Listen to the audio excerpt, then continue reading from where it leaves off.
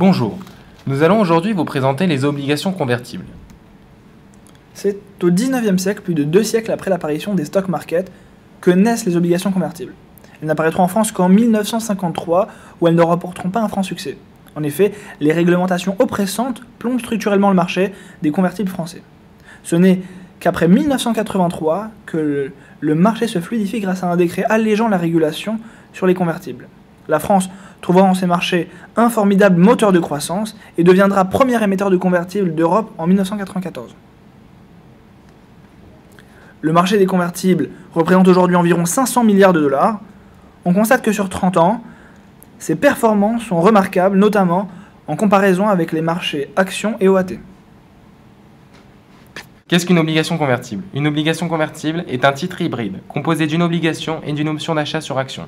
À ce titre, elle verse un coupon régulier, elle est remboursable à l'échéance, et sa valeur de marché fluctue en fonction de l'évolution des taux. Elle présente donc toutes les caractéristiques d'une obligation classique, sauf une.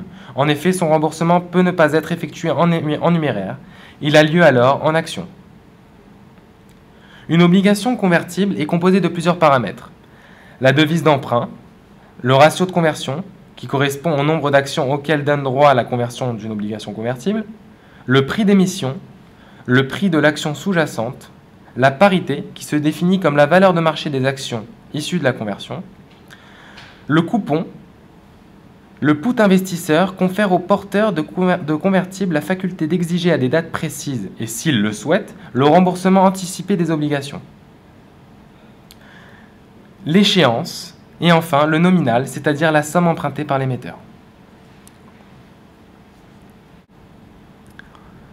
Voici le payoff de l'obligation convertible. On distingue les deux composantes, obligataires et optionnelles, de part et d'autre du plancher obligataire. La convexité. Lorsque le cours de l'action augmente, le cours de l'obligation convertible s'accroît, mais d'un montant moindre. De manière symétrique, la baisse du cours génère un effet parachute au niveau de l'obligation dont le cours baisse d'un montant moindre. La convexité du cours de l'obligation convertible traduit le caractère asymétrique de la relation avec le cours du sous-jacent. Intéressons-nous à présent aux diverses sensibilités de l'obligation convertible. L'augmentation des taux influence négativement la valeur de l'obligation convertible. Il en est de même pour les crédits spread. L'augmentation de la volatilité augmente la valeur de l'obligation convertible dans la mesure où il est une composante optionnelle dans ce produit. L'augmentation du ratio de conversion augmente la valeur de l'obligation convertible. L'augmentation des dividendes a une influence négative sur la valeur de l'obligation convertible. En effet, en émettant des dividendes, on augmente la dette. En augmentant la dette, on diminue le montant total en cas de défaut. Ainsi, l'obligation convertible se déprécie. Voici à présent les Grecs. Le delta, pour commencer, il traduit la sensibilité de la valeur de l'obligation convertible aux variations du cours de la parité, qui est en effet le ratio de conversion fois le prix du sous-jacent. Du point de vue financier, le delta est très important. C'est un indicateur du caractère plus ou moins dans la monnaie d'une obligation convertible. Un delta proche de 0 traduit une insensibilité de l'obligation convertible aux fluctuations du cours de l'action sous-jacente. Le gamma. Il traduit la sensibilité du delta de l'obligation convertible aux variations du cours de l'action. Il représente la convexité de l'obligation convertible en fonction de son sous-jacent. Les obligations convertibles présentant un gamma élevé constituent des opportunités d'investissement attractives pour les fonds d'arbitrage. Elles leur permettent en effet de maximiser les gains engendrés par les ajustements de position en delta neutre et permet aux investisseurs directionnels de tirer parti du profit asymétrique de la composante optionnelle. Pour finir, le Vega. Le Vega traduit la sensibilité de la valeur théorique de l'obligation convertible aux variations de la volatilité implicite retenue pour valoriser sa composante optionnelle. Mais l'intérêt de l'obligation convertible n'est pas seulement individuel, il trouve aussi sa place dans des stratégies au sein d'un portefeuille. Les obligations convertibles améliorent le rendement d'un portefeuille obligataire et réduisent le risque de portefeuille en action. Parlons des avantages et des inconvénients. Tout d'abord, vis-à-vis de l'investisseur. Le souscripteur ou l'acheteur d'obligations convertibles joue sur deux tableaux. Il profite du revenu régulier et de la sécurité que procure le statut obligataire. De plus, c'est un actionnaire virtuel. Il est associé à la hausse éventuelle de l'action. Un autre avantage est qu'il peut se protéger contre la baisse du cours de l'action. Concernant l'émetteur, le taux d'intérêt servi aux convertibles est presque toujours inférieur à celui accordé aux obligations convertibles.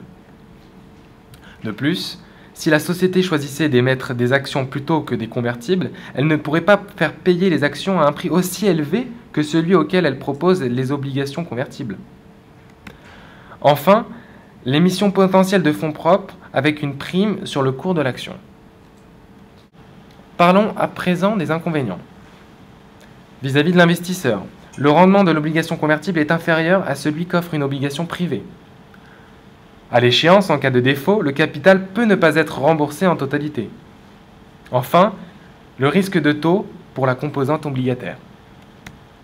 Vis-à-vis de l'émetteur, dans le cas d'une conversion, l'actionnaire verra son emprise sur l'entreprise diminuer. Enfin, il y a aussi un impact baissier au lancement. Bienvenue sur notre poste Bloomberg. Nous allons vous présenter les commandes essentielles au sujet des convertibles. Voici le menu des convertibles. Comme nous avons pu le voir, voici une description générale d'une convertible, avec la partie bond et la partie sous-jacente. Vous pouvez chercher les convertibles grâce à la fonction CSCH. Voici le résultat. Vous pouvez aussi accéder à un panel de recommandations d'investissement qui, une fois téléchargé, se présente sous cette forme. À l'écran, on peut voir le résultat de la fonction OVCV, qui est un pricer de convertible. On peut s'y intéresser aux dividendes, courbe des taux et même aux nappes de volatilité. Pour finir, il est important de rester au courant des nouvelles fonctions avec la fonction Latest Announcement. Merci à tous pour votre attention.